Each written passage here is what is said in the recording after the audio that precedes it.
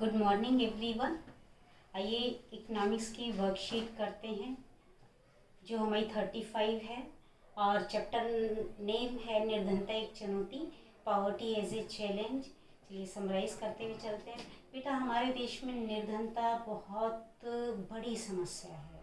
क्यों? क्योंकि हमने चर्चा की थी लास्ट वर्कशीट में कि भारत क्योंकि दूसरे नंबर का दुनिया में ज़्यादा जनसंख्या वाला देश है, तो यहाँ ज़्यादा गरीब लोग भी ज़्यादा पाए जाते हैं। ठीक है, तो देखिए दुनिया में 21% गरीब लोग हमारे देश में पाए जाते हैं, जबकि हम अगर पाकिस्तान की बात करें तो वहाँ सिर्फ 4% लोग ही हैं गरीब, और चाइना और श्रीलंका की बात करें तो सिर्फ 1% गरीब वहाँ पर रहते हैं। और ये निर्धनता जो है ना, वो अपने आप में एक समस्या है, बहुत सारी समस्याएं पैदा करती है। क्या समस्या पैदा करती है निर्धनता? बेरोजगारी की समस्या पैदा करती है। जो आदमी निर्धन होगा वो उसके अंदर स्किल्स कम होंगे क्योंकि वो एजुकेट नहीं हो पाएगा ना, स्किल नहीं होंगी, जिससे उसको रोजगार हर जगह उपलब्ध नहीं पाएगा, वो सिर्फ फिजिकल लेबर ही कर पाएगा। ठीक है, तो अनएम्प्लॉयमेंट की समस्या निर्धनता पैदा करती है, गरीबी पैदा करती है। निरक्षरता मतलब कि पढ़ा लिखा ना होना, इलिटरेसी। ठीक है, निर्धन आदमी अपने बच्चों को सही तरह से शिक्षा का माहौल नहीं दे पाता है, जो आगे चल के उसके बच्चों का जो नेक्स्ट जनरेशन है उनकी भी वही पोजीशन हो जाती है। वो अपनी आर्थिक हालत में कुछ सुधार नहीं कर पाते हैं।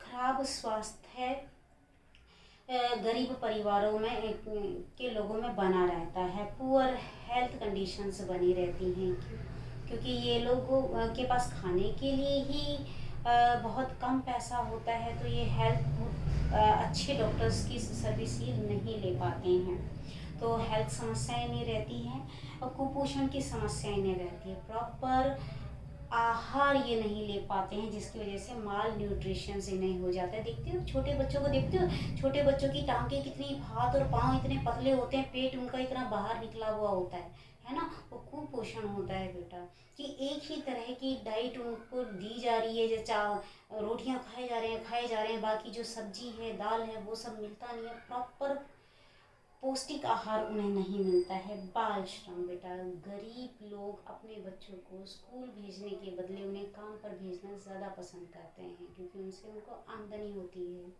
तो खुद माँ बाप अपने बच्चों को जो है ना वो छोटी उम्र में काम पर भेज देते हैं। तो यहाँ बाल श्रम की, चाइल्ड लेबर की बहुत ज़्यादा बड़ी प्रॉब्लम है।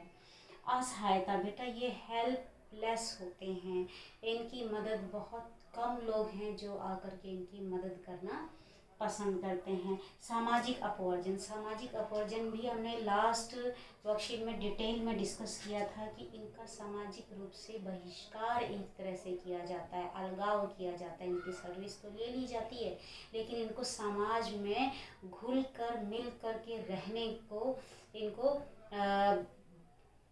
मना किया जाता है, इनको बाध्य किया जाता है कि ये अलग थलग ही रहें अपने ही जैसे और गरीबों के साथ मिल करके। तो सोशल एक्सक्लूजन जो है वो पॉवर्टी एक बहुत बड़ी समस्या है। असुरक्षा की भावना बेटा,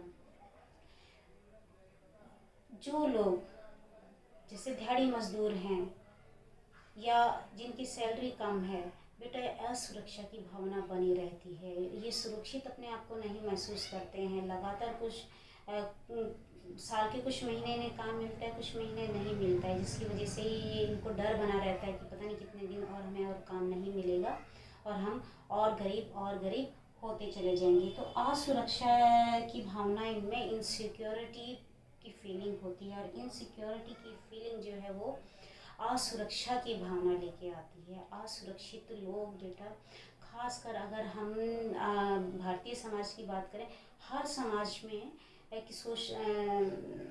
हर देश में समाज के कुछ ग्रुप हैं जो ज़्यादा गरीब में वो पाए जाते हैं। जैसे हमारे देश में अनुसूचित जाति और अनुसूचित जनजाति। अनुसूचित जाति होती हैं जो शेड्यूल क्लास, जो शूद्र लोग हुआ करते थे हमारे देश में राजा महाराजों के टाइम पर, या फिर अनुसूचित जनजाति मीन्स जो जंगलों में ट्राइबल्स पीपल, जो आदिवासी लोग हुआ करते थे वो। तो उनको भी जो है हमेशा सामाजिक असुरक्षा का सामना करना पड़ता है, या फिर परिवार के अंदर ही औरतें हैं, बुजुर्ग लोग हैं या लड़कियां हैं, और उनको परिवार में संसाधन रिसोर्सेज उपलब्ध होते हुए कई बार उनको नहीं दिए जाते, जिसकी वजह से फ्यूचर में उनके गरीब होने की संभावना ज़्यादा बनी रहती है। जैसे औरतों में अगर हम विधवाओं की बात करें तो ठीक है।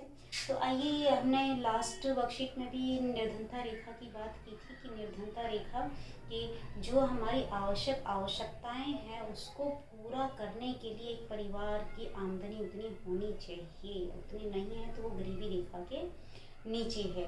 तो पर्टिकुलर बात करते हैं हम गरीबी रेखा पॉवर्टी लाइन की इंडिया में। हमने बात की थी कैलोरी के बेस पर। कैलोरी यानी कि कैलोरी शहरों में 2100 कैलोरी जो इंसान ले रहा है रोज़ की, या गाँव में 2400 कैलोरी जो इंसान रोज़ की ले रहा है, वो गरीबी रेखा के नीचे गरीब नहीं है। ठीक है। आइए इनकम की बात करें तो एक आदमी की एक महीने में, अगर एक आदमी 972 रुपये कमाता है गांव में, और शहर में अगर वो 1407 रुपये कमाता है, तो वो गरीब नहीं है। ये महीने की इनकम है बेटा एक आदमी की पर हेड। ठीक है। ये बेटा हमारे देश में समितियां होती हैं जो आय का निर्धारण टाइम टू टाइम करती रहती हैं। ये रंगराजन समिति थी जिसने 2014 में ये डेटा हमें दिया था, और ये डेटा टाइम टू टाइम बदलता रहता है। जैसे कि अगर हम बात करें 2011-12 की, तो उस समय ये था गाँवों में 816 रुपये एक आदमी एक महीने में कमा रहा है तो वो गरीब नहीं है, और इधर शहरों में 1000 रुपये अगर वो कमा रहा है तो वो गरीब नहीं है। आइए इंटरनेशनल लेवल की, अंतर्राष्ट्रीय लेवल की बात करें तो वो डॉलर में हमेशा नापा जाता है। ठीक है। हम अपने देश का तो रुपीज़ में नापेंगे, इंटरनेशनल पे डॉलर में नापा जाता है। लगभग $2, $1.9 अगर एक महीने में एक आदमी की इनकम है तो इंटरनेशनल लेवल पर गरीब नहीं है बेटा। उसी के अकॉर्डिंग है कि हमारे देश में 21% लोग गरीबी रेखा के नीचे जीवन यापन कर रहे हैं। तो ये इतनी बड़ी समस्या है, ये चैलेंज है हमारे लिए। इस चैलेंज के पहले कारण ढूंढेंगे ना, कारण ढूंढेंगे तभी उनका सोल्यूशन निकल पाएगा। तो आइए कारणों की बात करते हैं। सबसे बड़ा कारण है बेटा ब्रिटिश रूल, ब्रिटिश औपनिवेशिक शासन। बेटा लगभग 200 सालों तक अंग्रेजों ने हमारे देश के ऊपर राज किया है, और उस समय काल में इन्होंने सिर्फ हमारे देश से लूटा ही लूटा है। हर तरह से हमारे देश से पैसा ये खींच कर अपने देश ले गए, जिससे हमारा देश जो कभी किसी ज़माने में सोने की चिड़िया कहलाता था, जब हम आज़ाद हुए हैं उस देश के पास इतना भी अनाज नहीं था कि वो अपने देश में रहने वाले लोगों का पेट भर सके। ठीक है। तो विकास की दर भी हमारे देश में लगभग 1980 तक की अगर हम बात करें तो 1980 तक विकास की दर काफ़ी धीमी रही है, जो एक बहुत बड़ा कारण है कि हमारे देश में गरीबी का लेवल इतना हाई है। स्लो रेट ऑफ ग्रोथ, विकास की दर बेटा आप आजकल तो टीवी में बहुत सुनते होंगे कि हमारी विकास की दर माइनस में चली गई है, ये कोरोना काल की वजह से। ठीक है।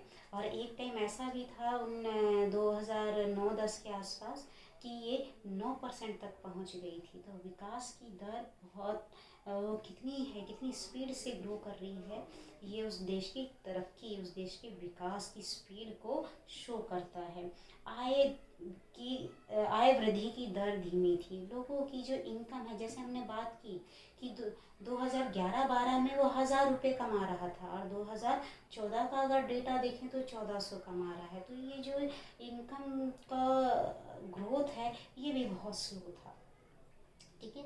जनसंख्या का उच्च वृद्धि दर बेटा हमारे देश में हमारे दो का फार्मूला तो है, लेकिन हमारे यहाँ पर वो फोर्सली नहीं अप्लाई है। सिर्फ ये मॉरल हमारी ड्यूटी हमारी गवर्नमेंट हमको बताती है कि अधिक बच्चे ना पैदा करें, जिसमें ज़्यादा बच्चों का पालन पोषण अच्छे से नहीं हो पाएगा। लेकिन जो है ना, हमारे देश में कुछ परिवार, कुछ समाज ऐसे हैं कि आज के टाइम पे भी वो बच्चों को भगवान का वरदान मान करके, और उनके परिवार में 8-8 10-10 बच्चे होते हैं। तो जनसंख्या वृद्धि दर भी अभी तक जो है वो बहुत फास्ट, बहुत तेज़ी से ग्रो कर रही है। रोज़गार के कम अवसर बेटा, क्योंकि जनसंख्या वृद्धि बहुत तेज़ी से हो रही है, और जितनी तेज़ी से लोग बढ़ रहे हैं उतनी तेज़ी से सरकार रोज़गार उपलब्ध नहीं करा पा रही है। क्योंकि एक रोज़गार को उपलब्ध कराने में कम से कम 8 साल, एक फैक्ट्री को ग्रो करने में, इस्टेब्लिश करने में कम से कम 8-10 साल लग जाते हैं।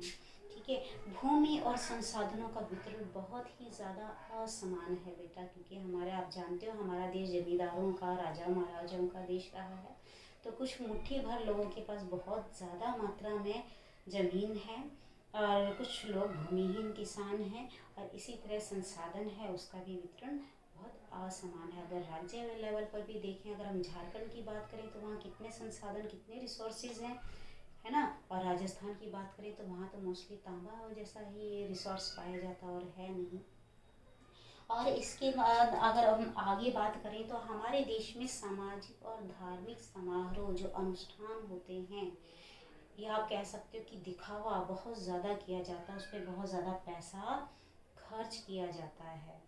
शादी है, ब्याह है, या कोई मर गया है, उसकी जो मौन सेरेमनी 13वीं मना रहे हैं, जिन बरसोदी मना रहे हैं, ठीक है, उस पर बहुत ज़्यादा पैसा। बेटा एक मुंशी प्रेमचंद जी का उपन्यास है ढाई सेर, कभी पढ़ना आपको टाइम मिले तो। उसमें एक किसान अपने पिता की अंत्येष्टि, उनको दफनाने के लिए और ब्राह्मणों को भोजन कराने के लिए एक साहूकार से 2.5 सेर चावल लेता है, और उस चावल को का कर्ज चुकाने के लिए जो उस पर इंटरेस्ट लगाता है, जो ब्याज लगाता है, वो ब्याज चुकाते चुकाते उसकी सारी उम्र चली जाती है, और तो उसका बच्चा वहाँ बंधुआ मजदूरी पर उसको साहूकार को देना पड़ता है। तो इस तरह से बेटा दिखावे में भी हमारा देश जो है ना कर्ज में फंसता चला जा रहा है, जो एक निर्धनता का बड़ा कारण। क्यों? क्योंकि हम उस कर्ज को चुका नहीं पाते हैं टाइम पर, और उस पर और ब्याज पर भी ब्याज लगता चला जाता है। Lots of money send in social and religious ceremonies. अब परंपरागत कृषि बेटा, हमारा देश कृषि प्रधान देश है। आज के टाइम पर भी हमारे देश में 60% से ज़्यादा लोग कृषि कार्यों में जुटे हुए हैं। लेकिन क्यों? क्योंकि जोतों का आकार छोटा है, क्योंकि हमारा देश क्या है, पुरुष प्रधान समाज है। जितने ज़्यादा बेटे होंगे उतना ज़्यादा परिवार खुश होता था और कामना करता था कि ज़्यादा लड़के हों, और जितने लड़के होंगे वो प्रॉपर्टी उतने में ही डिवाइड होती चली जाएगी। तो जोतों का आकार, खेतों का आकार बहुत छोटा होता चला गया, और इन छोटे खेतों के कारण यहाँ पर आधुनिक तकनीक, आधुनिक मशीनों का ज़्यादा इस्तेमाल नहीं किया जाता है, जिसकी वजह से परंपरागत तरीक़ों से, ओल्ड मेथड से अभी भी खेती की जाती है, जिसकी वजह से उत्पादकता, प्रोडक्शन ज़्यादा नहीं ले पाते हैं। ये भी एक निर्धनता का एक बहुत बड़ा कारण है बेटा। ये था हमारा वर्कशीट, और इसके आंसर्स हिंदी में भी, इंग्लिश में भी नीचे डिस्क्रिप्शन बॉक्स में आपको मिल जाएगा। लेफ्ट हैंड साइड पे नीचे आपको एरो दिया होगा, उस एरो पर क्लिक करना तो डिस्क्रिप्शन बॉक्स आपको नज़र आ जाएगा। वहाँ क्लिक करेंगे तो आपको आंसर्स मिल जाएंगे। ठीक है, नेक्स्ट वर्कशीट तक गुड लक, बाय।